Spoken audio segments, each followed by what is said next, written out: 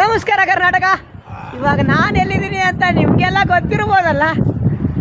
ನಾರಾಯಣನ ಒಂದು ಸನ್ನಿಧಿಯಲ್ಲಿ ನಾನಿದ್ದೀನಿ. ಬದ್ರಿನಾಥ್ ದೇವಾಲಯದ ಎದುರುಗಡೆ ನಿಂತ್ಕೊಂಡಿದ್ದೀನಿ. ನೋಡಿ, ತುಂಬ ಒಳ್ಳೆ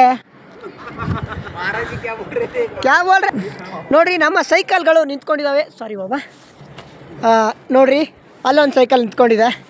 ಯಾಕೆ ಮಾತಾಡ್ತಿದ್ದೀನಿ ಅಂತಂದರೆ, ನಿನ್ನೆ ರಾತ್ರಿ ಏನು ಕಷ್ಟಪಟ್ವಿ ಅಂದರೆ, ಯಾಕೆಂದರೆ ಆ ಚಳಿಗೆ ತುಂಬ ಕಷ್ಟಪಟ್ವಿ. ಒಂದು 3 ಕಿಲೋಮೀಟ್ರ್ ಹಿಂದೆ ಉಳಿದು ಮತ್ತು ಇವತ್ತು ಬಂದಿದ್ದೀವಿ. ತುಂಬ ಚೆನ್ನಾಗಿ ಅನ್ನಿಸ್ತಾ ಇದೆ. ನೀವೆಲ್ಲ ಭಕ್ತಿ ಭಾವದಿಂದ ನನ್ನನ್ನು ಇಲ್ಲಿ ತನಕ ಕಳಿಸಿದ್ದೀರಾ.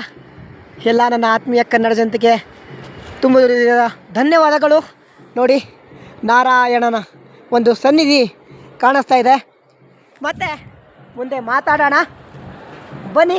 ಇನ್ನು ಸ್ನಾನ ಮಾಡ್ಕೊಳ್ಳೋದಿದೆ, ಮಾಡಿಕೊಂಡು ದೇವರ ದರ್ಶನ ಸಲುವಾಗಿ ಮತ್ತೆ ಹೊರಡೋಣ. ಹರ ಹರ ಮಹಾದೇವ್. ನಾರಾಯಣ.